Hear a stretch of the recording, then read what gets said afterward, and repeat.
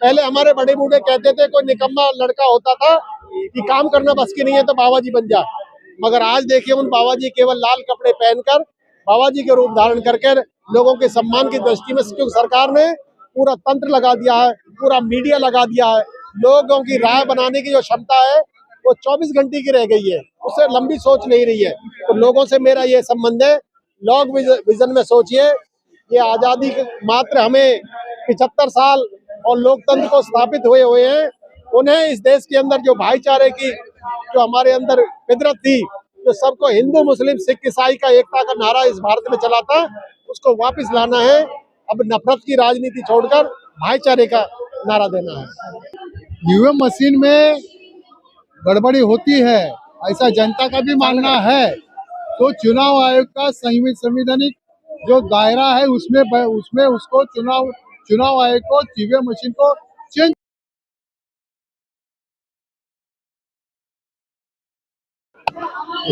कैसा चुनाव होएगा भैया? बैलेट पेपर पे चुनाव होना चाहिए। हाँ, हमें ईवीएम पे भरोसा नहीं है। चुनाव आयोग जबरदस्ती भाजपा के साथ मिलकर मिली भगत कर जबरदस्ती ईवीएम पे चुनाव करवाए। जनता अगर चाहती है ईवीएम बंद होना चाहिए और बैलेट पेपर आना चाहिए, तो चुनाव आयोग क्यों नहीं कर रहा है? और सवाल जनता ने कह रहे हैं देश में बहुत ज्यादा कागज और पत्रिका और देश में पैसा खर्च होगा, बर्डन पड़ेगा देश का। आम जनता को जो 80 करोड़ लोगों को अनाज दे रहे हैं उसमें रुकावट आ जाएगी।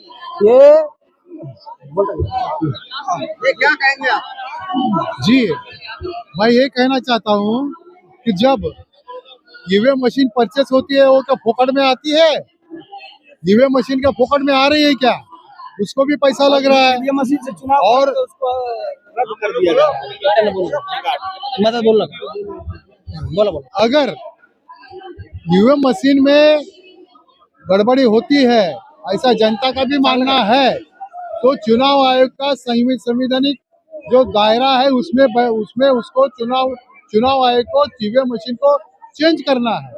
अगर जनता की डिमांड के ऊपर भी अगर चुनाव आयोग अगर ईवीएम मशीन चेंज नहीं कर रही है, तो इसका मतलब ये है कि चुनाव आयोग और केंद्र सरकार के बीच में कुछ तो गड़बड़ी जरूर है। इतना तो कहने का अधिकार हमें भी है। और कुछ सवाल सवाल पूछो, फिर हम बताते जाओ। सर क्या नाम है, आप कहाँ से आए आज जंतर मंतर पे? मेरा नाम विजय कसाना है। हमारी पार्टी है भारतीय वीर दल, जो राष्ट्रीय सतह पर पिछले चुनाव जो है विधानसभा लोकसभा के 5 प्रांतों में लड़ी है, और भारतीय वीर दल के प्रतिनिधि के रूप में दिल्ली के हमारे प्रदेश के संयोजक हैं, उत्तर प्रदेश के प्रदेश अध्यक्ष हैं, और पूरी टीम यहाँ पर पहुंची है। आज जो हमारा आह्वान था जंतर मंतर पर अपनी पूरी संगठन के लिए, ईवीएम के विरोध में हम लोग लगातार आवाज उठाते रहे हैं। इससे पहले भी चुनाव आयोग पे प्रदर्शन किया है और जंतर मंतर पर भी, मगर इस सरकार के कानों में जू तक नहीं रेंगी है। आज जो 31 जनवरी का जो बुलावा था, इस पे भारतीय वीर दल लगातार इस संघर्ष से जुड़ने के लिए, इस संघर्ष की आवाज को उठाने के लिए पूरी तरह से पूरे संगठन के साथ जुड़ चुकी है। मोदी साहब, हिंदुओं की सरकार चल रही है, आप हिंदू विरोधी क्यों बन रहे हो? देखिए, ये सच्चाई में ये हिंदुओं की सरकार नहीं, ये सबसे बड़ी हिंदू विरोधी ये है। अगर हिंदू धर्म की बात करते हैं तो हिंदू धर्म का सबसे बड़ा नुकसान, सबसे बड़ा पलायन इस सरकार में हुआ है। आज मैं मीडिया और सोशल मीडिया पर देख रहा हूँ, आप सब भी देख रहे हैं, अब लोग बुद्ध को खोजने लग गए हैं। बुद्ध को खोजने की जरूरत आज सबसे ज्यादा पिछले 10 वर्षों में लगी है, कि बुद्ध एक विचार है, बुद्ध को धर्म नहीं है।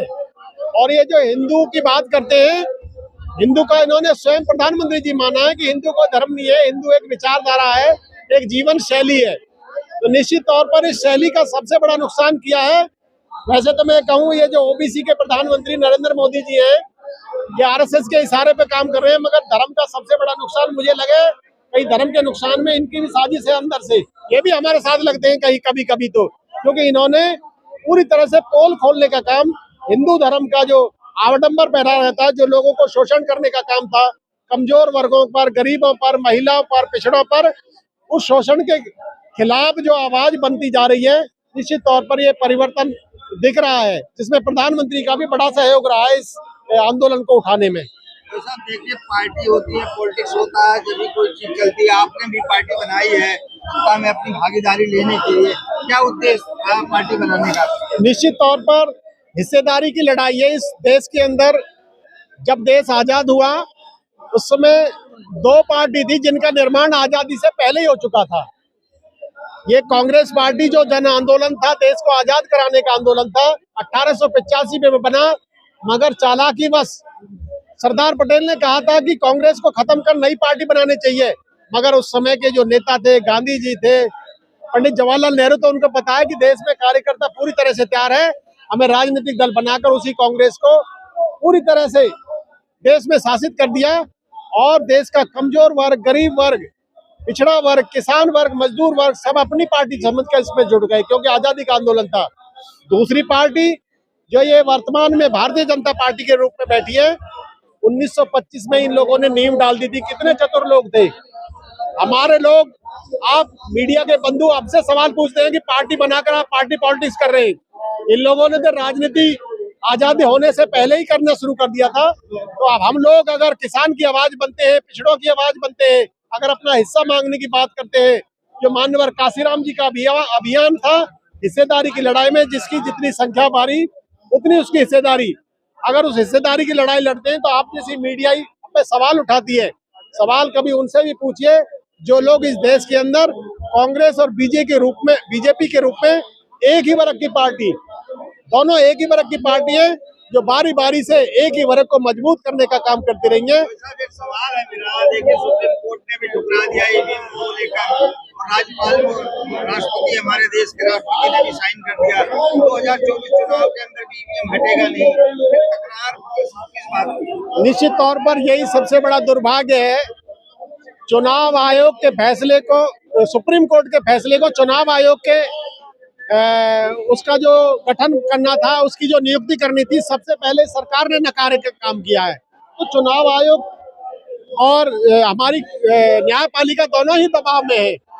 सुप्रीम कोर्ट का जो फैसला था, जो चीफ जस्टिस को इस चुनाव आयोग के नियुक्ति में दाखिल किया था, और विपक्ष का एक नेता और एक प्रधानमंत्री जी ने बड़ी चतुराई से उस नया विधेयक लाकर सुप्रीम कोर्ट का भी अपमान करके सुप्रीम कोर्ट को, चीफ जस्टिस को जो बाहर करने का काम किया है। तो सुप्रीम कोर्ट से क्या कहें, सुप्रीम कोर्ट को भी लगने लगा है, क्योंकि जो भी फैसले हैं सरकार उसको हमारे उलट देती है और नया कानून बना देती है। जनता ने इतना बड़ा जन समर्थन देकर बहुत बड़ी भूल की है। बहुत लोग हैं जो इस बात को समझ रहे हैं, अगर प्रधानमंत्री जी को या भारत सरकार को ऐसा लगता है कि जनता भारत की हमें वोट देकर हमें प्रधानमंत्री बना रही है, तो निश्चित तौर पर एक बार जो लोगों की मांग है, जो ईवीएम को हटाने की मांग है, वो केवल वीवीपैट से निकली हुई पर्ची को एक डब्बे में डालकर उसकी गिनती कराने का काम करते, निश्चित तौर पर हम भी स्वीकार कर लेंगे अगर भारत की जनता प्रधानमंत्री के रूप में नरेंद्र मोदी को देखना चाहती है। सर, जिस तरीके से राम मंदिर का निर्माण हुआ और 22 जनवरी को अब 85% अगर मान के चलते हैं तो वहाँ 15% तो पहुँचे नहीं होंगे। देखिए, वहाँ केवल आरएसएस और भाजपा के कार्यकर्ताओं के अलावा कोई नहीं पहुंचा। आपने देखा होगा जो धर्म चलाने वाले लोग हैं, धर्म गुरु हैं, वो सारे नाराज थे, जितने भी पीठाधीश थे। तो प्रधानमंत्री को अब कोई चारा नहीं दिखाई दे रहा। पुलवामा के नाम पर जो चुनाव लड़ा था, इस बार इनको केवल एक दिखा कि राम मंदिर जो 22 जनवरी को अधूरा मंदिर, जिसमें सारे संत और हमारे धर्मगुरु नाराज है, उसके बावजूद भी धार्मिक काम को अपने हाथ में ले लिया प्रधानमंत्री ने। जो संविधान चलाने वाले हैं, जो संविधान की शपथ लेते हैं, और जो धर्म ग्रंथों को चलाने वाले लोग हैं, वो लोग ठगा महसूस कर रहे हैं। तो निश्चित तौर पर इस बार देश के अंदर बड़ा परिवर्तन होने वाला है। ये अगर ईवीएम को नहीं हटाते हैं तो देश के अंदर बहुत बड़ा गृह युद्ध होने का खतरा है। भारतीय वीर दल को ये सबसे बड़ा अंदेशा हो रहा है, क्योंकि जनता स्वीकार नहीं करेगी। भारत की जनता है, देश का जो लोकतंत्र है, भारत का जो लोकतंत्र है, वो दुनिया का बड़ा लोकतंत्र है और यहाँ बहुत ही विश्वास के साथ चलने वाला है। अंग्रेजों ने भी मजाक किया था कि भारत में क्या लोकतंत्र स्थापित हो सकता है, मगर ये हमारे ब्लड में है। भाईचारा हमारे ब्लड में है। ये आज से नहीं, ये बुद्ध के समय से चला आ रहा है। हम लोकतांत्रिक व्यवस्था में विश्वास रखते हैं, भाईचारे में विश्वास रखते हैं। एकता में विश्वास रखते हैं, बराबरी में विश्वास रखने वाले लोग हैं भारत के। आप जंतर मंतर से और अपने पार्टी की तरफ से जनता को क्या संदेश देना चाहते हैं? जनता से सीधा संदेश है कि तमाम लोगों को, देखिए, आपको जो धर्म के जाल में फंसाकर, हिंदू मुस्लिम दिखाकर ये प्रधानमंत्री और सरकार जो आपको आगोश में लाने का काम कर रही है, ये निश्चित तौर पर बड़ा धोखा है। देश के अंदर सरकार बनाई जाती है विकास के लिए। 2014 का जो चुनाव था वो प्रधानमंत्री जी का विकास का नारा था, 100 स्मार्ट सिटी बनाने का नारा था, स्मार्ट गांव बनाने का नारा था, 2 करोड़ रोजगार देने का नारा था, सबको महिलाओं का सम्मान का नारा था। मगर वो नारे आज पूरी तरह से गुम हो गए हैं। तो जनता को मैं पुनः याद दिलाना चाहता हूँ, उस बुलेट ट्रेन को खोजिए जिसका इन्होंने वादा किया था, जो बड़ी बड़ी बातें की थी। मेक इन इंडिया और मेड इन इंडिया की जो बात करी थी उसको याद करिए। ये धोखा है। आप लोगों को, मैं विशेषकर किसान वर्ग के लोगों को, कमजोर वर्ग के लोगों को, पिछड़े वर्ग के लोगों को, जो अपने बच्चों को डॉक्टर, इंजीनियर, प्रोफेसर बनाने की जो बात करते थे, आज वो भूल गए हैं अपने। वो केवल धर्म जाल में फंसकर अपने बच्चों को, अगर इतना ही शौक है, कौन व्यक्ति है, कौन परिवार का सदस्य है, कौन माँ बाप है जो अपने बच्चों को धर्म का गुरु बनाना चाहता है, बाबा जी बनाना चाहता है। पहले हमारे बड़े बूढ़े कहते थे, कोई निकम्मा लड़का होता था कि काम करना बस की नहीं है तो बाबा जी बन जा। मगर आज देखिए, उन बाबा जी केवल लाल कपड़े पहनकर बाबा जी के रूप धारण करके लोगों के सम्मान की दृष्टि में, क्योंकि सरकार ने पूरा तंत्र लगा दिया है, पूरा मीडिया लगा दिया है, लोगों की राय बनाने की जो क्षमता है वो 24 घंटे की रह गई है, उससे लंबी सोच नहीं रही है। तो लोगों से मेरा ये संबंध है, लॉन्ग विजन में सोचिए। ये आजादी के मात्र हमें 75 साल और लोकतंत्र को स्थापित हुए हैं। उन्हें इस देश के अंदर जो भाईचारे की, जो हमारे अंदर फितरत थी, जो सबको हिंदू मुस्लिम सिख ईसाई का एकता का नारा इस भारत में चला था, उसको वापस लाना है। अब नफरत की राजनीति छोड़कर भाईचारे का नारा देना है। थैंक यू बहुत बढ़िया।